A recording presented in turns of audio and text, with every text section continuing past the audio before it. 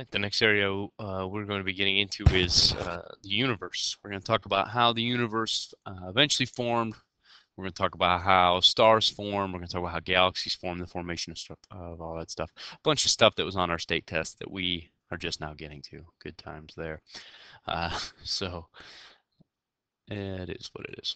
All right, and so we're going to talk about, once again, we want to talk about the life cycle of a star, and that's really going to be our main focus. There's different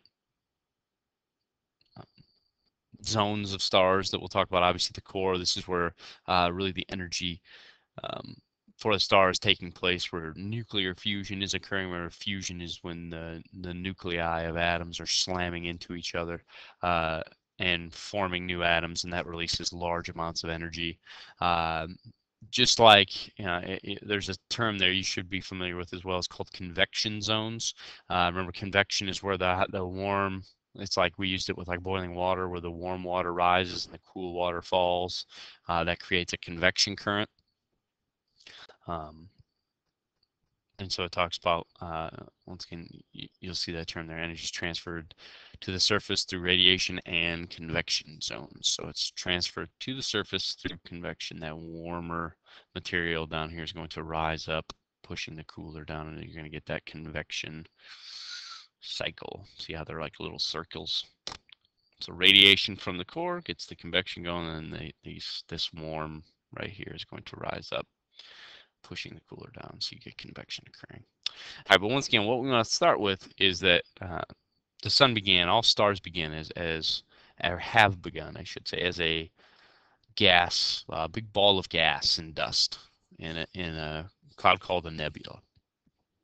All right, and so this is the very, very beginning of a star's journey, if you will. All right, where the sun is a star. Obviously, all stars kind of begin as this, and then as time passes, gravity is going to cause the formation of a protostar. Gravity is going to pull all that material. It's going to start pulling it together ever so slowly. But as it's doing that, what happens is gravity pulls it closer and closer. Pressure is going to increase. And as pressure increases, you're going to get a temperature increase. And then you're going to get a protostar is going to be created under high temperature, high pressure. Still don't have a star yet though, because we don't have a power source. We don't have any way for the star to have energy, but we're starting to get there. We're starting to get really high temperatures occurring. The matter is being compressed in a really compressed more and more and more, high temperature, high pressure, and then all of a sudden, eventually, when it reaches extremely high temperatures, you get nuclear fusion is going to begin, where these atoms are moving so fast they're going to start colliding with other atoms, and they're going to fuse together, and that releases large amounts of energy. When fusion begins, that's when a star is born, because now it has a power source in nuclear fusion. And so like if we were talking about the sun in particular, it went from a nebula cloud to a protostar, and then once fusion occurs, now it is a stable star. Nuclear explosion inside are balanced out. We get that stellar equilibrium occurring between the force of gravity pulling it inward and the amount of energy being pushed outward, the pressure being put outward. We reach that phase called thermal, I keep calling thermal equilibrium, stellar equilibrium. And so explosion inside are balanced out by the gravitational force holding it together, and it'll stay this way for a long time. And that's called the main sequence star. Most stars live on that main sequence, which we'll talk about when we talk about HR diagrams. And so the first phase is called a nebula. The second is a protostar. The third and longest phase is that main sequence, main sequence stars. Once again, just comparing these to like, this is like when you have, protostar and nebula. It's like when you're in the web quest we did, compared it to the being in like a newborn being in the mom's tummy, or being in the mom's belly, where it hasn't quite happened. And then once the star is born, once a child is born, they're going to stay kind of in the prime of their life for a pretty long time, where they're going to be, they'll stay that way until they start to reach, middle age and death.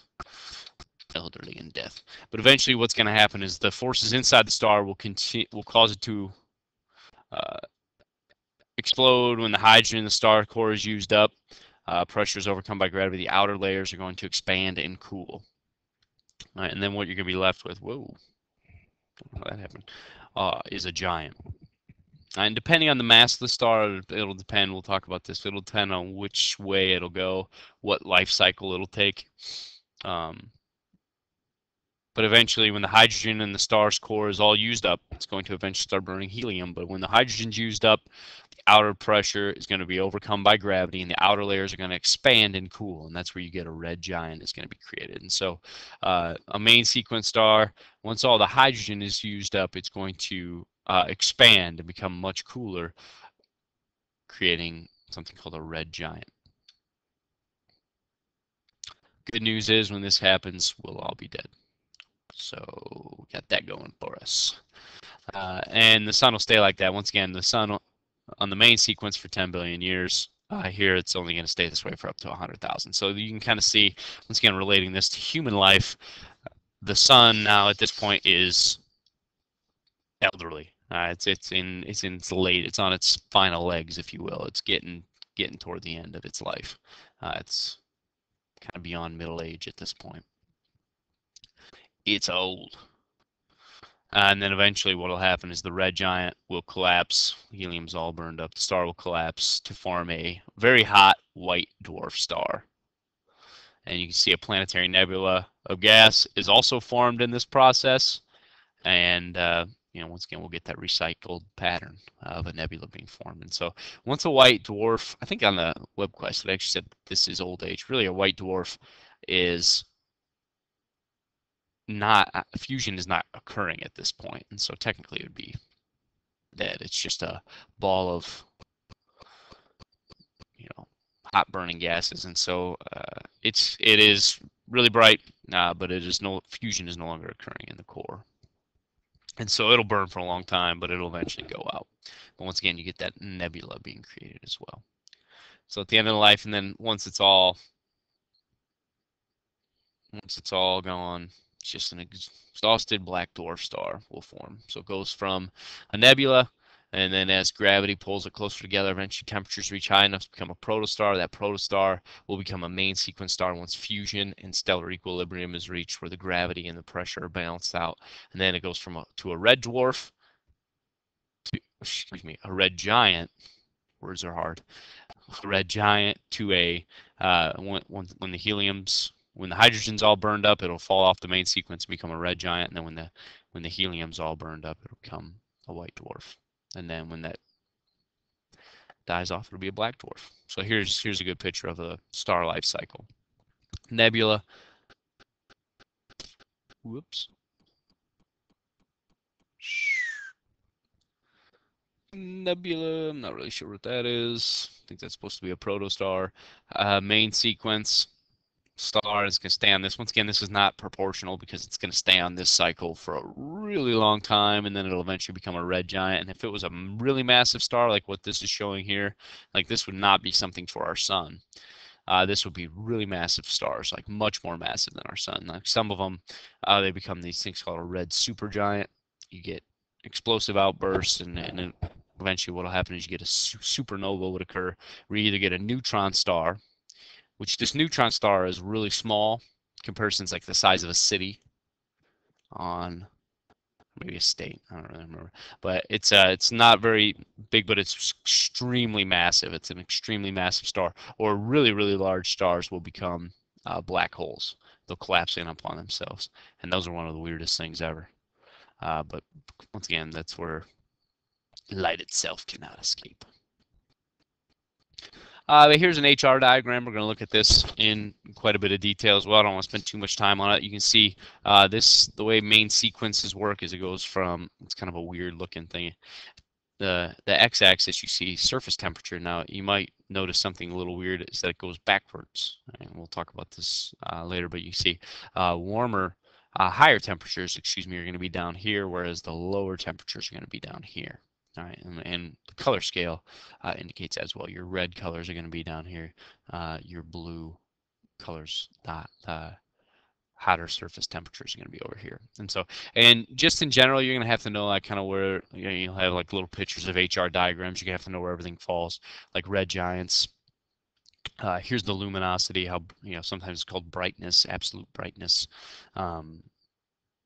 Obviously, these are going to be much brighter than, you know, these down here. And so you got these white dwarfs down here, these areas, you got your red giants and super giants up here, and then this like line that kind of cuts through this whole thing is called main sequence. So when it goes from a main sequence, I think your nebulas are typically around this area as well, somewhere. But it goes from a main sequence to a giant and then to a dwarf. All right, so that's kind of the sequence of events that it travels. So star is powered once again by nuclear fusion. You're going to have to know that as well. When fusion takes place in the core, it releases huge amounts of energy. Most of that energy is coming when hydrogen atoms, deuterium is actually what it's called, heavy hydrogen, one proton and one neutron, fuse together with another heavy hydrogen or deuterium, where it fuses one proton, one neutron, smashes in with one proton and one neutron, and what you get then is helium. They form helium. And so this is what is keeping a star burning. So nuclear fusion, once again, it is the fusion of stars when the nuclei comes together. I'm not going to do this, but because you get the idea. If they could ever figure out a way to do this on Earth, we'd be in pretty good shape. I know they're trying that, but really reliable source of energy. And really, this is how all elements have been made. Is through this fusion in the stars. All elements that we know of fuse together to make heavier elements. The lighter elements have been fused together to make heavier elements. That's why hydrogen is a lot of times called the building block of elements, because everything started as hydrogen, one proton, and then eventually it became, you know, had a neutron, and then those collided with you know, the heavy hydrogen collided with each other to create helium. Then you're going to get carbon. Then you're going to get, you know, once again, it will just keep getting fusion. Will keep building and building and building, creating the heavier elements. And that happens. Sometimes that happens, like he says, when a star explodes at the end of its life. And so, if I were to walk through this birth and death of a star, once again, I'm just going to do this quickly because it's going to be reiterating. Stage 1 is a nebula, huge cloud of gas and dust, and then it's going to contract. Gravity is going to clump it under. You're going to have matter forming inside the cloud. It's going to heat up due to gravity. That's where you're going to get that protostar phase, where we don't quite have, as gravity continues to pull everything toward the center, getting closer, you have increased pressure, which is going to increase your temperature, but we don't quite have fusion occurring until fusion does occur. Eventually, the core of a collapsing clump becomes so compressed and so hot that a nuclear reaction starts. Hydrogen fuses to form helium, and that releases energy, causing the star to shine.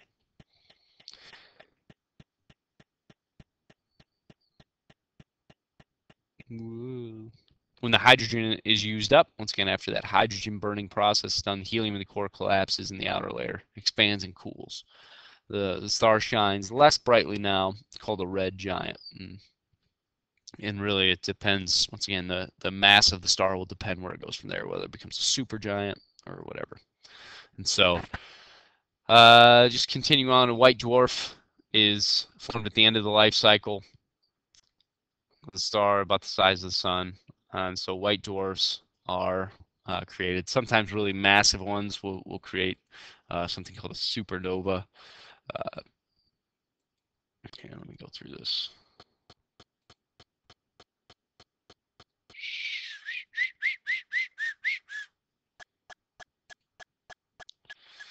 Once again, you can see core become denser. I'm going to kind of cruise through this. You have all these new atoms fusing, oxygens fusing to form silicon and sulfur. You have all this fusion occurring. When the core reaches the maximum scrunch, collapses at a speed really fast, 45,000 kilometers per second, spreads a shock wave. That's called a supernova. And once again, what is left is something called a neutron star. I thought this one had the black hole. I don't know. Anyway, so in black holes then can also be created if really, really massive red giant collapses in a supernova. The explosion leaves an object so dense. We talked about the neutron star being dense, but light itself cannot escape. The gravitational pull of the black hole is so strong that nothing can escape its pull. Once it's in its pull, nothing can escape its pull, not even light, which nothing moves faster than light. And that's where you get the black hole. Some scientists believe that there are black holes at the center of galaxies. Oh yeah, that actually is pretty interesting. It talks about they use different X-ray radiation to determine where black holes are located.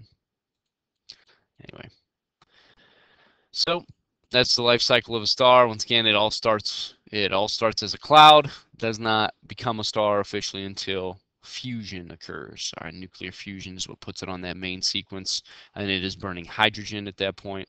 And it will become, once that fusion process and stellar equilibrium occurs, you will have a main sequence star, and then depending on its mass, it'll go from there to become a red giant or a supergiant, and then either a white dwarf, supernova into a neutron star, black hole, etc.